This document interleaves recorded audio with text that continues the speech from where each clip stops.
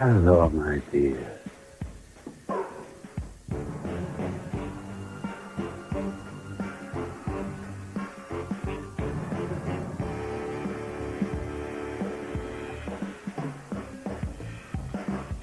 An all-star cast, a new adaptation, Oliver Twist, Tuesday.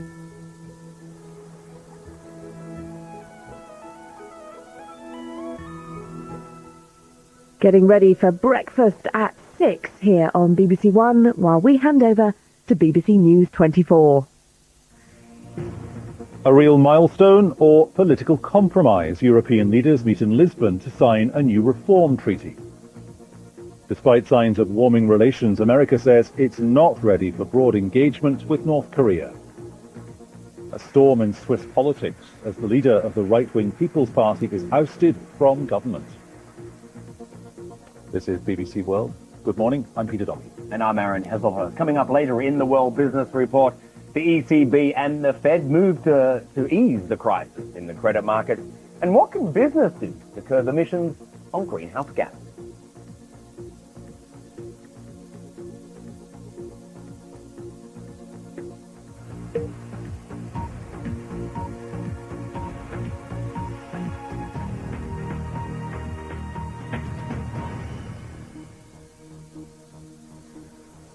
Our top story here on BBC World. Leaders from the European Union will gather in the Portuguese capital Lisbon a little later today to sign a wide-ranging reform treaty. It is designed to streamline the EU's creaking institutions and to revitalise the new expanded EU. It will be known as the Treaty of Lisbon. From Lisbon, here's Alex Kruger. Setting the stage for the signing of the Lisbon Treaty. The Portuguese EU presidency spared neither effort nor custard tarts in its preparations. But it hasn't all been sweetness and light. Getting here has meant overcoming bitter disputes between EU members, not least the shock caused when French and Dutch voters rejected the draft EU constitution 2 years ago. Diplomatic sources say it's now time to move on, putting an end to institutional wrangling in favour of tackling issues like globalisation and climate change. The new treaty will come into effect in 2009. It'll mean more majority voting with fewer national vetoes, a semi-permanent presidency of the Council of Ministers with a term of 2.5 years rather than 6 months, and a streamlined European Commission. No longer will all 27 EU countries have a seat each. But only 26 countries will take part in the main signing ceremony. The British Prime Minister Gordon Brown won't arrive until lunch and will sign the treaty on his own afterwards. Originally, he didn't want to attend at all. Now he's coming to Lisbon after appearing before a powerful parliamentary committee. When EU leaders gather here to sign what will be known as the Treaty of Lisbon, it will be the end of a long and sometimes painful process. The EU's promised no more institutional change for a few years to come, but that will depend at least in part on how well these reforms bed down in practice. Alex Kruger, BBC News, Lisbon. Kosovo's President Fatmir Sidiou has declared that the province is only a few days away from becoming independent from Serbia. As he lit a pine tree decorated for the end-of-year festivities in the provincial capital Pristina, Mr. Sidiou said that he was only waiting for the approval of the United States and the European Union. Up to 25,000 barrels of oil have spilled into the North Sea off the Norwegian coast. It happened while loading crude from a platform to an oil tanker. Norwegian officials say it could be the second largest spill in the country's history. Special ships were sent to the scene to collect as much crude as was possible. Disasters killed fewer people and caused less financial damage around the world last year than in 2005. That's the main finding of a report by the International Red Cross. Most victims lost their lives in natural disasters. The document warns the number of storms and floods is on the rise because of climate change. The American Secretary of State, Condoleezza Rice, has said her country isn't ready to engage broadly with North Korea, despite recent signs of warmer relations. Dr. Rice said the North Koreans must first abandon all elements of their nuclear program.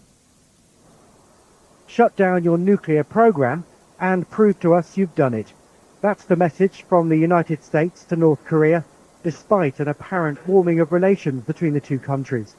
And until those nuclear facilities are mothballed, says Condoleezza Rice, the US Secretary of State, Washington would not, as she put it, engage broadly with Pyongyang. Her comments follow positive remarks by her deputy after a visit to the North Korean capital. Assistant Secretary of State Christopher Hill said he was hopeful North Korea would provide a full declaration of its nuclear programs by the end of the year. We envision some additional discussions with the North Koreans later this month, so we are hopeful that we will have the complete declaration provided by around the year end. There have been some positive signs recently of a rapprochement. The New York Philharmonic Orchestra has announced it will perform in Pyongyang, and President Bush sent a personal letter to the country's leader Kim Jong-il urging him to stand by his promise to reveal and stop all nuclear activities in exchange for fuel and economic aid. But despite the Bush administration's support for improving cultural links, Washington is sending out signals that as far as nuclear proliferation is concerned, the US believes North Korea remains a country that is both armed and dangerous. Russell Trott, BBC News. At least 5 people have been killed in a bomb blast on a moving train in India's remote northeast. The bomb exploded in the luggage car of a train heading from Assam to the capital Delhi. 4 passengers were wounded. Police say they suspect Assamese separatist rebels. Here in Europe, Switzerland's normally tranquil political system is in turmoil. Christopher Blocher, the Justice Minister and leader of the right-wing Swiss People's Party, has been ousted from the government. Now his party colleagues say they may withdraw from government, a move which would spell the end of Switzerland's 50-year cross-party cooperation. A political upset no one had predicted. Members of Parliament uniting to oust a man who has dominated the Swiss political scene for years. The right-wing Swiss People's Party won the most votes, but not a parliamentary majority in October's general election. But Christoph Blocher's abrasive style and the increasingly right-wing stance of his party has caused growing unease. This election poster showing 3 white sheep kicking a black sheep out of Switzerland offended many among Switzerland's large immigrant community, and riots in Bern sounded alarm bells in a political establishment proud of its tradition of consensus and compromise.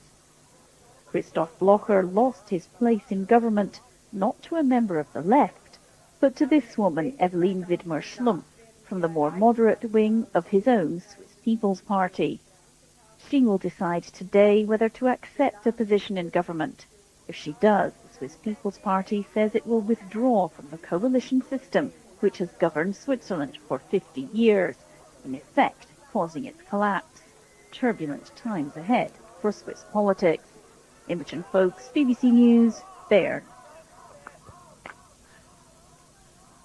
Delegates at the climate conference in Bali are wrangling over the shape of future climate change negotiations after the US rejected the latest demands to consider ambitious caps on emissions. By Friday, they must come up with a roadmap to replacing the Kyoto Protocol when it expires in the year 2012. Let's get an update on those talks from our correspondent Lucy Williamson joining us live. So Lucy, what are the main sticking points that we're discussing here? Well, the negotiations are really getting underway in earnest here, day 2 of the high-level talks. And you're right, there are several major sticking points still to be resolved. Key among them is how ambitious this document is going to be in terms of setting targets, particularly for industrialized countries, to cut their emissions by, to try and lower the global emissions in the next 10 to 15 years, which is what UN scientists say we need to do. Also, they need to work out the actual process by which these negotiations are going to take place. They need to talk about financing for developing countries and also technology transfer. That's something developing countries are very keen to see firm commitments on, not just talking. And are we heading to one of those situations, Lucy, where those targets that you've just mentioned are set so low that what we end up with will in effect be terribly, terribly weak? Well, I think there's a willingness here to try and get everyone on board, including countries like the United States, which is a major emitter, the world's largest emitter, and yet does not want to see firm targets set in these negotiations. At the moment, there's a lot of toing and froing. We've seen 3 draft texts for the agreement so far, and they're really yo-yoing backwards and forwards between including some of those targets, not including them at all, and including them in such a way that gives parties a way out, if you like, in future talks to try and find a way through those disagreements. At the moment, it's very much up in the air. It's very unclear what exactly that final document is going to look like. What's your reading here briefly, Lucy? Do you think the US will sign up or not? I think everyone expects that the US will be able to sign up to something, but it depends what kind of agreement that is. And as I say, there are big divisions here between the European Union and the US, for example, between the developing world and the United States about what exactly should go into that document. In order to get everybody on board, it's possible that document may have to be very broad and very vague. Lucy, thanks very much. Unprecedented, huge amounts of money, all the central banks getting together. Aaron's here with the business news. Absolutely. Millions and millions and millions, isn't it? Upon billions, Yeah. absolutely. Well, certainly needed, many will say. Thanks very much, Peter. Hello, everybody. Well, in a surprise, somewhat of a surprise move, the ECB has joined forces with the US Federal Reserve and 3 other central banks to try to ease worries about short-term access to money, and of course, all that caused by the current mortgage turmoil. Now, the central banks will offer cheaper money to commercial banks with funding problems via a new auction facility. Of course, it is a sign of just how seriously they're taking the global credit crisis that some of the world's biggest central banks have agreed to work together to tackle it. Well, the climate change talks, as we just heard in Bali, continue today with the battle between those wanting specific targets for emissions and those opposing such moves continuing, of course, all to play out. Now, the US has said it will not be tied to negotiating deep cuts in those emissions. But while the delegates may not agree, business is talking about it and says there is money, of course, to be made out of it. And of course, you can get more on both of those stories on the BBC World Business Report in about 20 minutes time. Aaron, thanks very much. Thanks, We'll Peter. talk to you later. You're watching The World Today from BBC News. Coming up, the latest international sports news and fighting back. New rules come into force to protect European consumers from unscrupulous selling practices.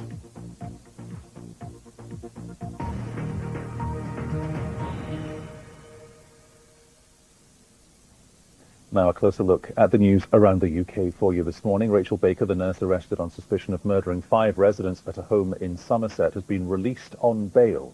Her husband, Lee Baker, remains in custody. The police have until this afternoon to continue questioning him. The couple ran Parkfield's residential home in Butley.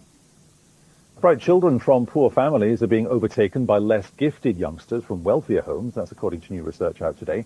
The findings are part of a study from the Sutton Trust charity, which says young people's life chances are still tied to the fortunes of their parents. The Trust says social mobility in Britain hasn't improved in 30 years. The government's announced plans to allow women and girls, including those under 16, to receive the contraceptive pill without a prescription.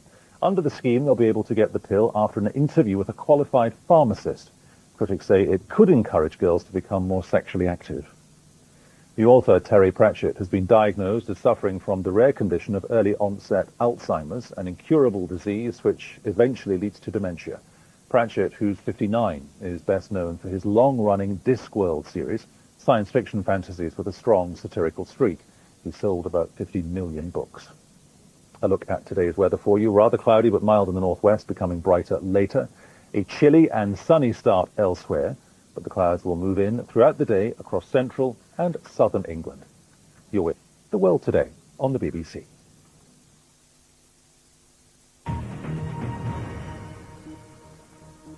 Updating the headlines for you, if you're just joining us.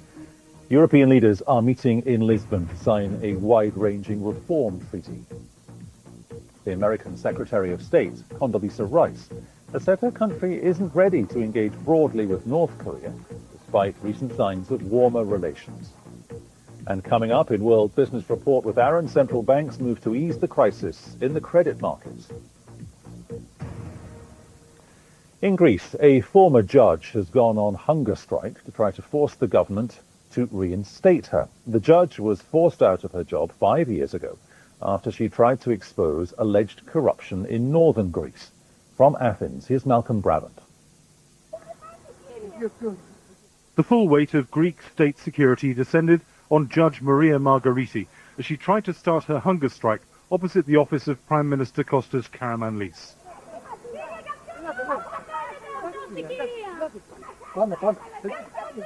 The handling of Mrs. Margariti is entirely consistent with the way in which she's been treated since trying to expose alleged misappropriation of funds for earthquake reconstruction and claiming that trafficked women and children were sexually abused in a secret room in a courthouse. After protests by Mrs. Margherita's legal support team, the former judge was allowed to begin her demonstration outside the presidential palace.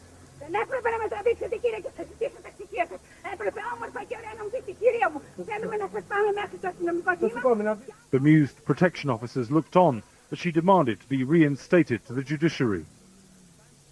I'm prepared to die. Seriously? Να πεθάνω για τη δικαιοσύνη, την οποία πίστευα και πιστεύω. I'm prepared to die for my belief in justice, which I have always believed in, and I will continue to do so, and I'm prepared to die for that belief. Rooting out corruption in all walks of public life has been one of the pillars of Greece's Conservative government. And over the past few years, some corrupt judges have been purged from the judiciary. But central government is having difficulty in eradicating corruption in the provinces, where there are strong and very protective local networks. An aide to Greece's President, Karolas Papoulias, promised that he would see a copy of Mrs. Margherita's dossier of complaints. The brothel was located in the basement of the building where the courts are, and it had a sign outside saying that it was an organisation for protection of minors. They are not only corrupted judges in Greece, there are also honest judges that they are working and they are fighting and they are making good and honest decisions. We want from those judges to support our strike. The former judge's attempt to embarrass the government did not last long. As soon as we left, she was taken to a police station. We asked the Ministry of Justice for a comment, but officials were on strike, along with most of Greece's civil servants. Malcolm Brabant, BBC News, Athens. There's been strong international condemnation of an attack in Lebanon on Wednesday that killed the Army's head of operations, General Francois El-Hajj. The UN Security Council described it as the latest in a series of heinous crimes. The Bush administration said it was another vicious and cowardly attack. A gang of Somali pirates had left a Japanese-owned ship hijacked 6 weeks ago, freeing its crew and ending a standoff with U.S. naval vessels. Pirates ended their occupation of the vessel just days after demanding a $1 million ransom. It's not known whether the ransom demand was met. The outgoing chief prosecutor of the International War Crimes Tribunal in The Hague, Carla Del Ponte, is giving her final press conference today after 8 years in the job. She'll be replaced next year by the Belgian, Serge Brammertz. Just 2 weeks to go until Christmas, and the European Union has introduced tough new rules to crack down on misleading advertising and aggressive selling. It's banned a list of sales methods which are designed to ensnare consumers, including fake free offers and false claims, such as helping weight or hair loss. In the run-up to Christmas, millions of people will be rushing to shopping centres. Many more will turn to the internet to escape the crowd. But however they shop at this busy time of year, consumers are particularly vulnerable to misleading, intrusive and aggressive trading practices. So this week, the European Union has introduced tough new restrictions on unfair selling tactics, like the false use of the word free. This Italian consumer signed up to a website that told him he would get 5 free text messages a day, only to find out after he joined that the service was actually going to cost him €3 a week. Other dubious practices include advertising low prices for goods that are no longer in stock, targeting children so they'll pester their parents to buy them products, and false claims such as promising weight loss. The new directive and the law in the UK that comes from the directive gives us important new powers of inspection, of test purchasing, to make sure that we can protect consumers more. But more importantly, it gives us a wider application to stop a range of unfair trading practices which are against professional due diligence. The EU is disappointed that so far only 14 of the 25 member states have introduced the new rules, and has warned that those countries that don't sign up soon face legal action. I don't want to see consumers misled anywhere in Europe. They should be equally well protected, because trust is the currency of a modern economy. The hope is that if European consumers feel more confident, they'll be more likely to buy from neighbouring states, boosting Europe's economy. Janat Jalil, BBC News. Now here on The World Today, let's take a look at the stories grabbing your attention on our BBC website. Firstly to the US, where the Hollywood actress Jessica Alba is expecting her first child with boyfriend Cash Warren. Alba has been dating Warren since the pair met on the set of the Fantastic Four 3 years ago. Tropical storm Olga, a rare December cyclone, has caused major flooding and landslides in the Caribbean, killing at least 8 people, that's according to officials. Hardest hit was the Dominican Republic, where at least 7 died and thousands were forced to flee their homes. 1 person died in Puerto Rico. And finally, if you thought they couldn't get any bigger, you were wrong. Scientists believe they've identified a new species of dinosaur, Carcharodontosaurus equidensis, one of the largest meat-eaters that ever lived, rivaling even T-Rex. More details on all those stories and the rest of the news on the BBC's website, so do check that out. Time for sports news, starting with football. Rangers failed to join Glasgow rival Celtic in the last 16 of the Champions League after they slipped to defeat at home to the French champions Lyon. Rangers only need a draw to progress behind Group E winners Barcelona, but they lost 3-0 and now drop into the UEFA Cup. Turkish side Fenerbahce claimed the other place that was available with a 3-1 win over CSKA Moscow. Arsenal and Manchester United have already qualified. Arsenal finished as runners-up to Sevilla in Group H, despite a 2-1 home win over Steaua Bucharest, which failed to make it 6 wins out of 6 when they were held to a 1-1 draw away to Roma. Unfortunately, the match in Rome was again overshadowed by incidents off the pitch. There were reports before kick-off that 5 United fans and 1 Roma supporter had been stabbed. The United manager, Sir Alex Ferguson, was concerned for the injured fans and disappointed that there'd been a repeat of the trouble that had marred their quarter-final meeting earlier this year. Well, this is something we hoped wouldn't happen. We wanted a nice quiet night. We all go home and no incidents. It's disappointing to hear that. Obviously, we don't know any details of it. We hope their fans are okay. Well, in the English League Cup on Wednesday, Everton reached the semi-finals for the first time in 19 years when they came from behind to beat West Ham 2-1. Meanwhile, the English FA has confirmed it's held extremely positive talks with Fabio Capello regarding the vacant position of England head coach, and that further discussions will take place. The 61-year-old is the favourite to replace Steve McLaren, who was sacked last month. Capello was in London on Wednesday to meet with FA Chief Executive Brian Barwick and Head of Football Development Sir Trevor Brooking. He left to return to Italy for a prior engagement a few hours later. Despite not having any international managerial experience, Capello has won the Champions League as well as 9 league titles in Spain and Italy. Okay, some cricket news, and the wicket of England captain Michael Vaughan has fallen on the final day of the second test against Sri Lanka in Colombo. Needing to score 197 to make Sri Lanka bat again, Vaughan had shared in his second century opening partnership of the match with Alistair Cook before he fell for 61. A short time ago, England were 107 for 1. Sri Lanka lead the best of 3 test series 1-0. And that's all the sports news so far today. Ike Turner, the musician and record producer, has died at the age of 76. His career spanned half a century, and he became a legendary name for his work with blues, soul, rock, and funk. But he was perhaps best known as the other half of Ike and Tina Turner. David Willis looks back at his life and his career.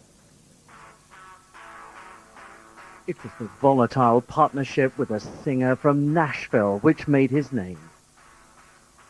Together, Ike and Tina Turner became stars with a string of hits in the 1960s, including River Deep, Mountain High, and this song, It's Gonna Work Out Fine. A prolific session guitarist and piano player, he's credited by some historians with recording the first rock and roll record, Rocket 88, back in 1951 with a band called the Kings of Rhythm. But Ike's relationship with Tina was volatile and at times abusive. In 1976, she left both the band and the marriage, and almost overnight, his career went downhill. Ike faced drugs and weapons charges in the 1980s and 90s, and even went to jail. It just all worked out fine for me, man. I got my head clean. I got my life back together. Now I have my show back together. My whole life is great now. But he rehabilitated his image in later years and was inducted into Hollywood's Rock Walk in April 2005. All at once, the world is beginning to find out. It's almost like I'm being discovered. I just said being discovered, not all over again, just really being discovered. But even like all the kids today, they all know my name, so now they're finding out what I do. Ike Turner won a Grammy last year for his album Rising with the Blues. His is a starkly contrasting legacy. For all the chaos in his private life, his musical contribution remains beyond question. David Willis, BBC News, Los Angeles. I'm back after the weather with a summary of all the top stories here on BBC World. That's followed by World Business Report. Stay with us.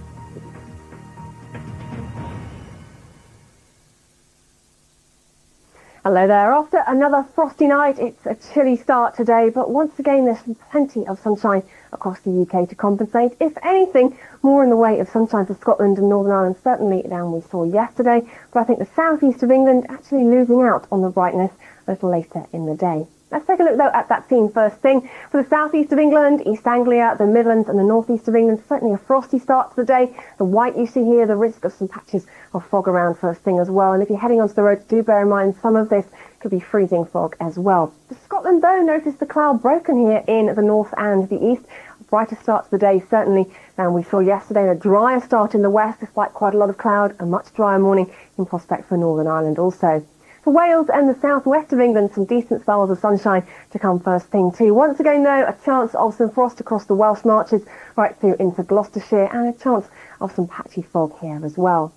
Now, as the hours go by, with our temperatures not dropping down quite as low as they have done in the last night or so, it shouldn't take quite so long for the frost to lift through the morning. So for much of England and Wales, a lot of sunshine to come throughout the day. But notice also that cloud beginning to break up quite nicely across much of Northern Ireland and particularly eastern Scotland. Certainly more in the way of sunshine coming in here than we had on Wednesday. So a great looking afternoon for the southwest of England and for Wales. In some sheltered spots though through the marches, do bear in mind that the frost could linger on, especially if we get some stubborn fog. But for most in the clear skies, top temperatures 6 or 7 degrees Celsius here. Our milder spots though are likely further north for Thursday afternoon, highs of 10 or 11 forecast for Northern Ireland and Western Scotland. Eastern Scotland enjoying a pleasant afternoon, I think, with increased number of bright spells developing. For the northeast of England, quite cold, just 3 degrees forecast there for Newcastle, 3 in Sheffield also. And as we head into East Anglia and the southeast of England, we're also going to start to notice the chill setting in. Notice how much cloud was showing up on that map there by the end of the afternoon. That's going to be drifting in courtesy of a strengthening easterly wind pushing across us from the continent. Now the wind itself won't be too strong, but it will push in a lot of cloud and some pretty chilly air, so that for much of the UK, temperatures are dropping away all the while by the end of the week, and the cloud is increasing, so much so that by the start of the weekend it's just barely the northeast of Scotland really sticking out into any sunshine. Elsewhere our temperatures hovering in the lower end of single figures, and some pretty dreary days I think to come for most areas through the weekend. Just a chance though of some brighter spells developing in the south on Sunday.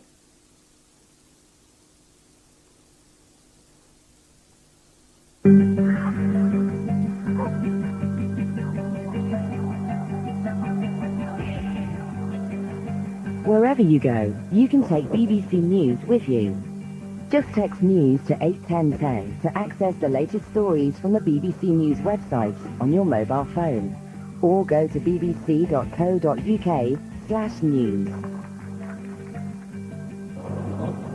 BBC News, whenever you need to know. Yeah, let me entertain you. Let me make you smile. Let me entertain you. Rio has a real good.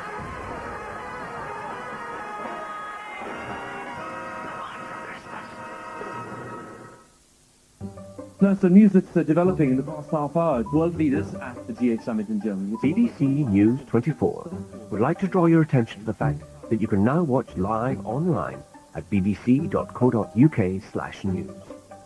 BBC News 24, whenever you need to know.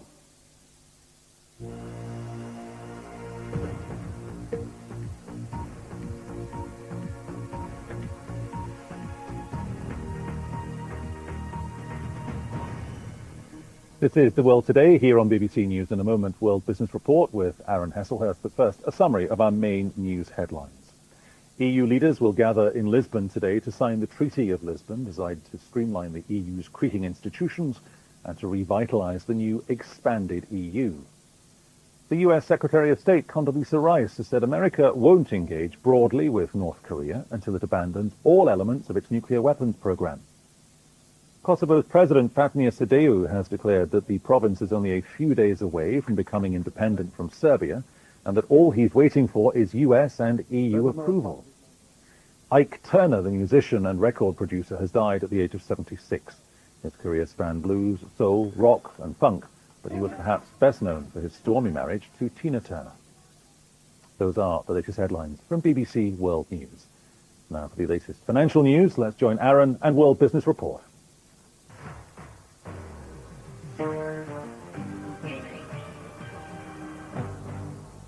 Hello everybody, I'm Aaron Hesselhurst. Wherever you are in the world, welcome to the program. Of course, it's great to have you with us.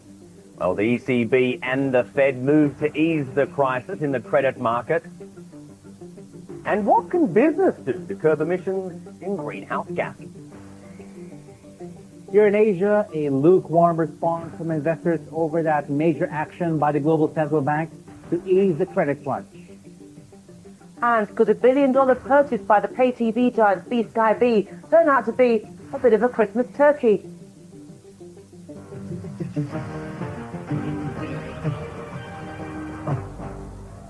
We'll catch up with Juliet and Rico very shortly, but first, certainly in a surprise move, central banks have acted to really try to ease worries about short-term access to money, of course, all caused by the current mortgage turmoil. Now, the Federal Reserve, the European Central Bank, the Bank of England, the Bank of Canada and the Swiss National Bank have all acted together to say they'll offer cheap money to commercial banks with funding problems via a new auction facility.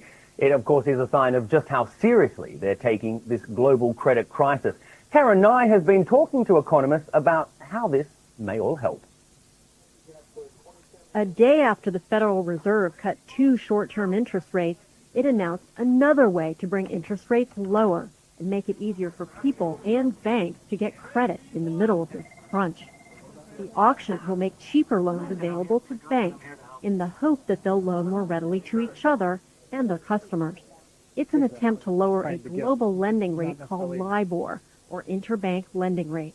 What that's doing is to lower the rates on home mortgages that are tied to LIBOR, on commercial loans that are tied to LIBOR.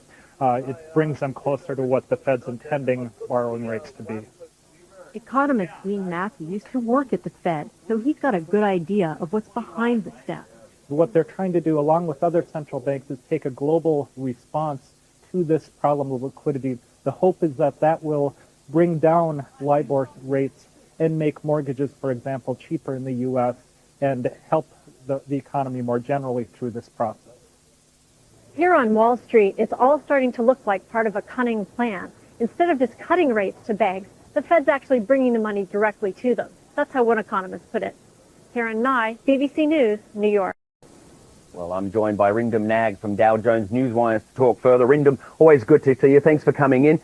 We've seen the central banks intervene before with not much of an impact really on the crisis, doing much to the crisis, but we've never seen them come together like this. Some will say, or ask, was this a panic move? No, because I think we've seen disparate moves from individual central banks in the last 3 months.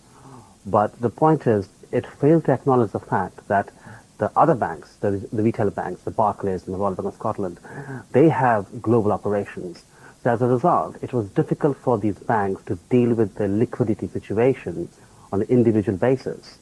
So this is the first time we actually have 5 central banks actually acknowledging the fact that, look, This is a global problem. We have to provide liquidity into the market, which is cash into the market, on a global basis. So I think going forward, this is definitely going to work. Well, talking of that, I mean, how does all this work? Because I like the analogy of this fishing analogy, where we've got 5 pools basically becoming one big lake. That's right. I mean, the thing is, the way it's going to work is the European Central Bank will be able to borrow money from the U.S. Federal Reserve, and then the dollars will be given to the European banks who actually need dollars, because some of their liabilities are actually in dollars. So as a result, the rate at which they lend to each other, that's going to go down. Because mind you, the Bank of England, the Federal Reserve and the ECB, they have been cutting interest rates, but that so far has very little effect on the overall market. But now this move will be able to help the banks to reduce the rate at which they lend each other, which is the LIBOR rate, and that should help the liquidity crisis. Is this a temporary move, or will this be the norm now? I think it's going to last at least another 6 months, because mind you, the problem predominantly is to deal with mortgage assets. Now, mortgage are long-term assets, so it's a bit naive to believe that the problem will be solved overnight. So I think it should at least carry on for another 6 months, if not a year. And in 5 seconds, you think this will work? You said I yes. think this will work, yeah. Great stuff. Well, Arindam Nag from Dow Jones Newswire, thanks very much. Always good to see you. Well, Asian markets have certainly been trading for several hours now. For more, let's go to the BBC's Rico. He's on at our Asia Bureau in Singapore. Rico, good to see you, mate. Listen, what has been the reaction to this move by central banks in your region? Well, Aaron, no cheer, basically indifferent, lackluster, lukewarm response to that move by the global central banks. Analysts that we spoke with earlier said it is still basically unclear if this new initiative by the Fed and the 4 other central banks will work, and whether or not it would really solve the ongoing credit crisis. Financial stocks still falling across the region, led by the likes of Japan's Mitsubishi UFJ, Korea's Woori, and Australia's Macquarie. But investors, Aaron, still like energy stocks, mainly due to higher oil prices, now at about $94 per barrel. Aaron. Of course, they love that price, certainly when the price goes up. Let's talk about China and the US, some big promises between these two at the moment. That's right, Aaron. Both countries basically agreed to take measures to boost growth and keep their giant economies in balance. They entered the final day of trade talks in Beijing today, with tensions still quite high as both sides aired their grievances on a number of contentious issues. You have Madame Wu Yi, China's most powerful woman, most concerned about several dozen proposed bills in the U.S. Congress targeting Chinese imports. 坦率地讲，经贸问题政治化损害的。 Frankly speaking, politicizing trade issues will harm the interests of not just one side, but both sides. I am particularly concerned about 50 or so protectionist Chinese-related bills introduced in the U.S. Congress. Secretary Paulson and American colleagues, I need to be quite straight about this. If these bills are adopted, they will severely undermine U.S. business ties with China. And she also called on the U.S. to drop restrictions on the sale of high-tech products to China. Treasury Secretary Henry Paulson, for his part, said China needs to allow its currency to rise faster to head off inflation. He says patience among Americans is running low amid repeated accusations about unfair business practices on the mainland. A U.S. economy which is open to foreign investment and trade and welcomes competition has always been our nation's policy and in our nation's best interest.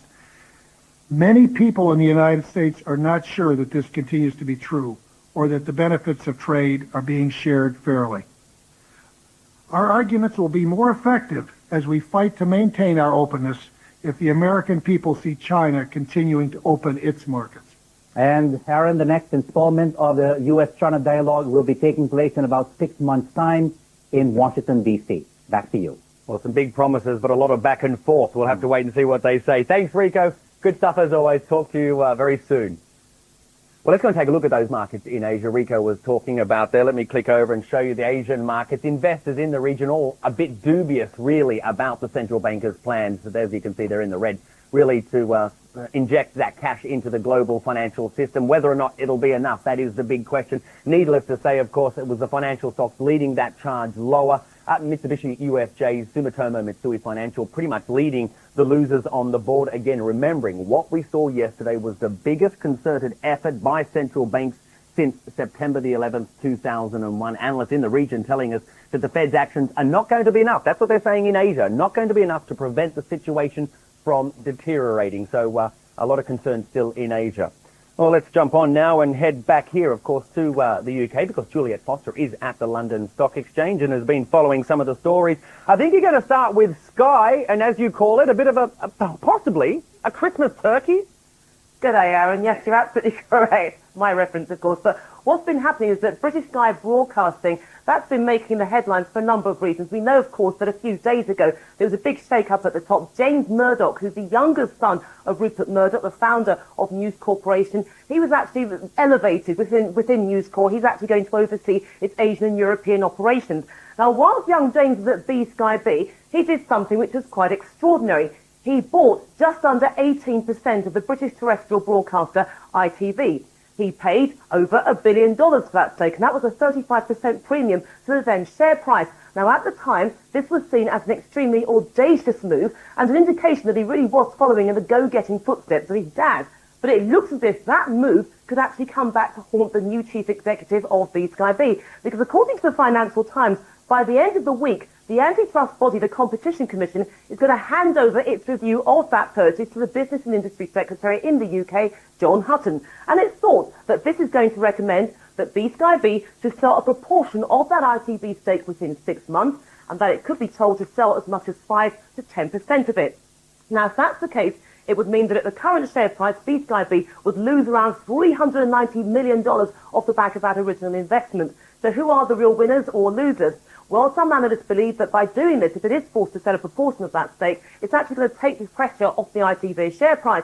But on the other hand, some experts claim there's no obvious buyer for 5 or 10% of it who would take it given the current credit conditions.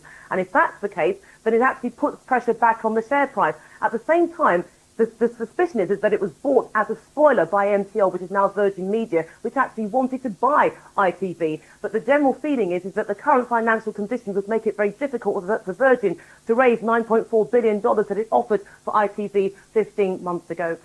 Julia, great stuff. You keep your Australianisms to yourself next time. Thank you very much. Talk to you next hour. See you later. Okay, well, of course, you're watching the World Business Report. Plenty more to come in the program, including who's going to come to the rescue of Alitalia.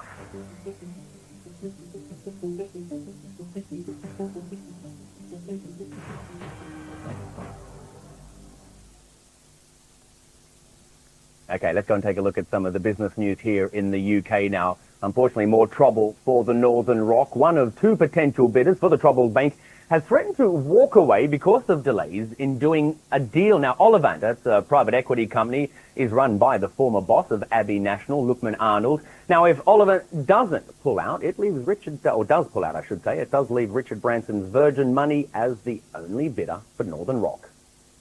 Well, more gloom, unfortunately, from the housing market. The Royal Institution of Chartered Surveyors shows that house prices have fallen for the 4th month in a row now. And, of course, despite the last week's cut in interest rates, many borrowers won't have seen their repayments fall. Banks still haven't passed on the lower rates to customers. Of course, the banks are worried by the high interbank lending rate. That's the amount, of course, banks charge each other to borrow the money that they ultimately lend to us. Well, we spoke to one homeowner who's still waiting to see a cut in rates on his mortgage. My name is John T. Summers. I live in southwest London. I work in central London.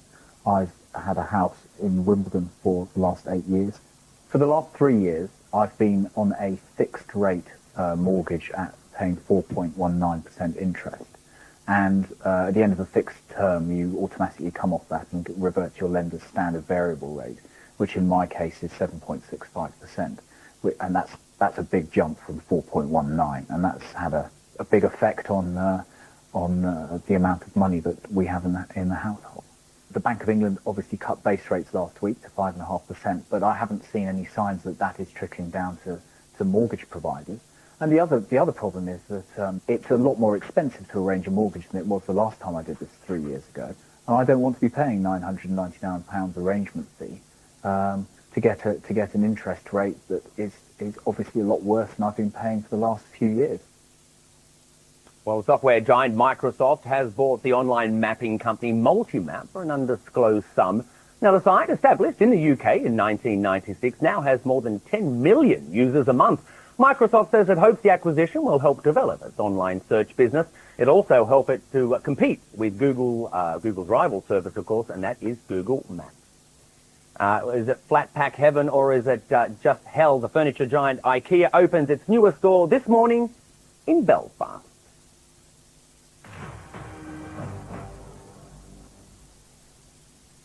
Let's go and take a quick look at the markets, the FTSE markets, pretty much languishing yesterday, of course, before all that. But we don't have any more time. You are watching the World Business Report on The World today. It's over now. I'm coming, Peter. It's over to Peter with the news headlines. First Christmas, Aaron. Thanks very much. Our headlines here on BBC World. EU leaders will gather in Lisbon today to sign the Treaty of Lisbon. That's our top story.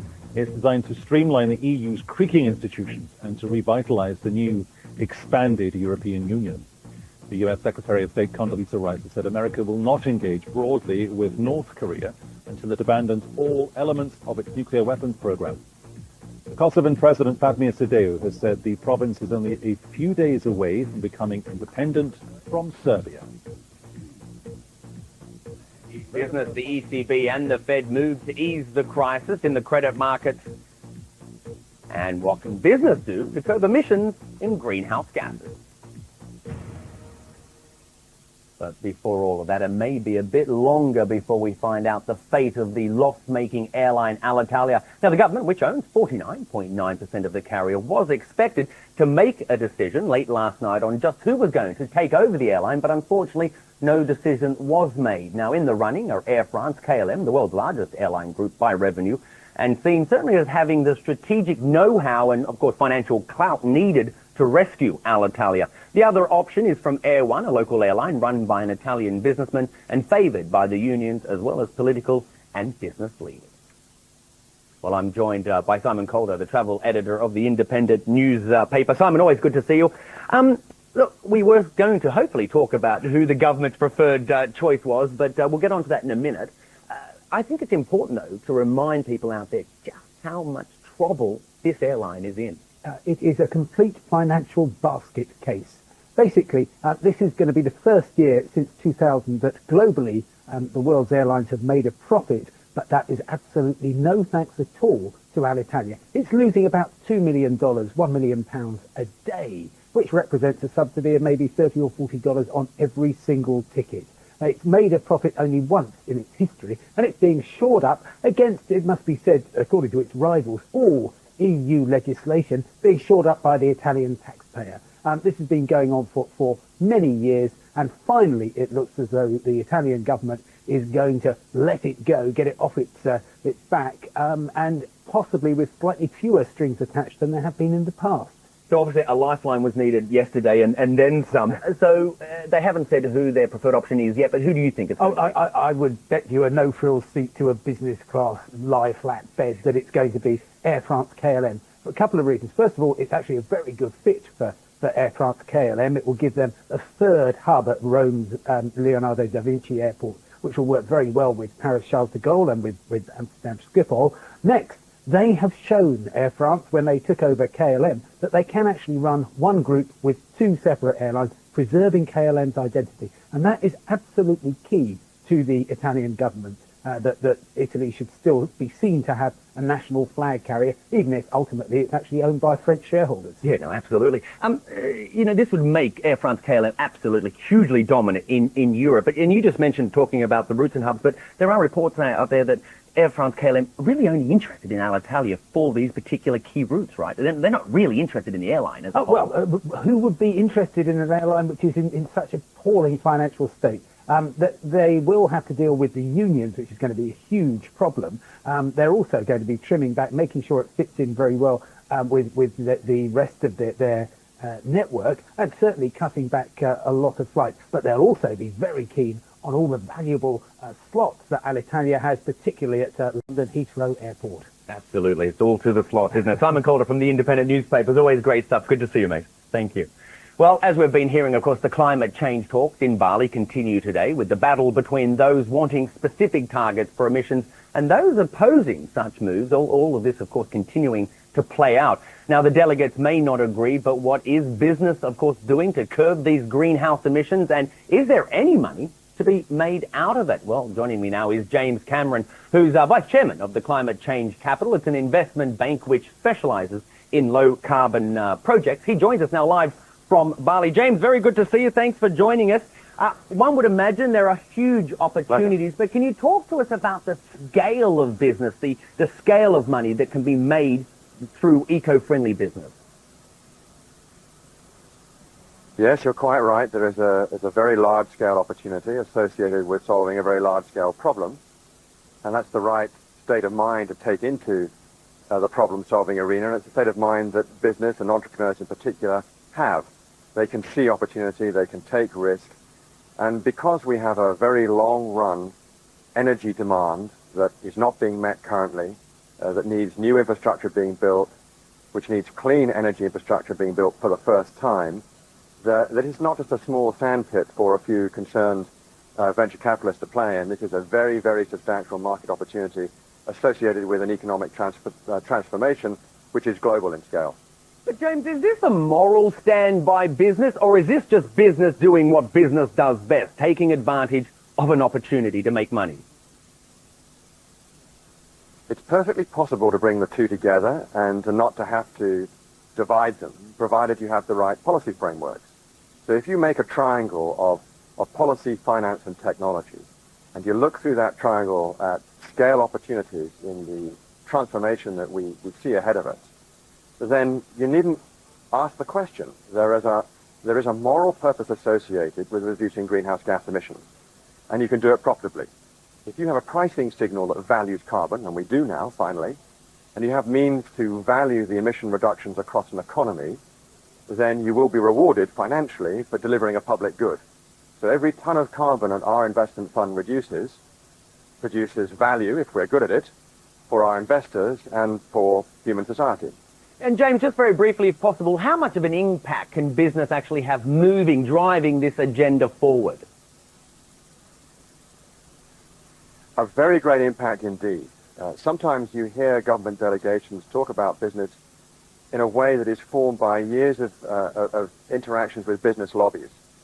Often those business lobbies don't contain business people. They aren't filled by entrepreneurs who are busy making their dollars somewhere else. And what we need to do is to bring a spirit to these negotiations that is a can-do spirit, which entrepreneurs have. On my way here, I came via China, and I attended the award ceremony of the China Entrepreneurs Club, some of the wealthiest individuals on earth now, who've made their money from technology and infrastructure transformations. And they all stood on a stage at the end and committed to creating the green companies of the future. And I see this spirit as being absolutely vital to these negotiations, and sometimes it's missing. We have an enormous opportunity that could be participated in by developing country entrepreneurs as much as developed, and we have global markets to build, which offer rewards for delivering public good. And I see in that something very alluring and attractive, even whilst we confront a problem which is extremely threatening. Absolutely. And if we solve this problem collectively, we'll do very well. Well, we can only hope so. James Cameron from the Climate Change Capital, thanks very much for joining us from Bali. Now, of course, with news on how the markets reacted to that plan by the central bank, here's Michelle Fleury in New York. Stocks rose sharply but later fizzled after news that the US Federal Reserve had joined forces with central bankers in Europe and Canada to try to ease the global credit crunch. Well, investors were initially upbeat, but then they turned cool on the central bank's plans to ease the credit crunch. Now, the Dow and the other major indices closed higher, but they had been significantly higher earlier in the trading session, in fact, as much as 2%. Well, looking ahead, as the credit crisis continues to sweep through Wall Street, Lehman Brothers is set to report earnings, and given the recent turmoil in the financial markets, the investment bank is expected to turn in its weakest performance in years. We had warnings from Wachovia as well as Bank of America just a day earlier. Now, on the economics front, both retail sales as well as a key measure of inflation are released this Thursday. Retail sales provide, of course, the most up-to-date look at consumer spending, particularly relevant given the worries about how much the U.S. economy is slowing. That's all the time we have for World Business Report. I'm Aaron Heselhurst. I'm Peter Dobby. A reminder of our top stories here on the BBC. EU leaders will gather in Lisbon today to sign the Treaty of Lisbon. Bye-bye.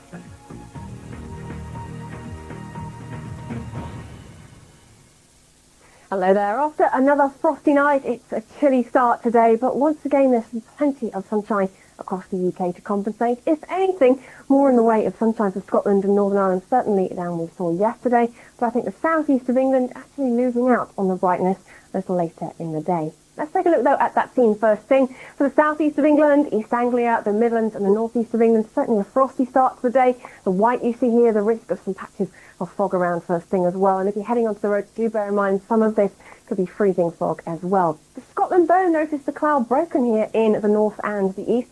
Brighter start to the day, certainly, than we saw yesterday. A drier start in the west, despite quite a lot of cloud. A much drier morning in prospect for Northern Ireland also. For Wales and the southwest of England, some decent spells of sunshine to come first thing too. Once again, though, a chance of some frost across the Welsh Marches right through into Gloucestershire, and a chance of some patchy fog here as well. Now, as the hours go by, we've got temperatures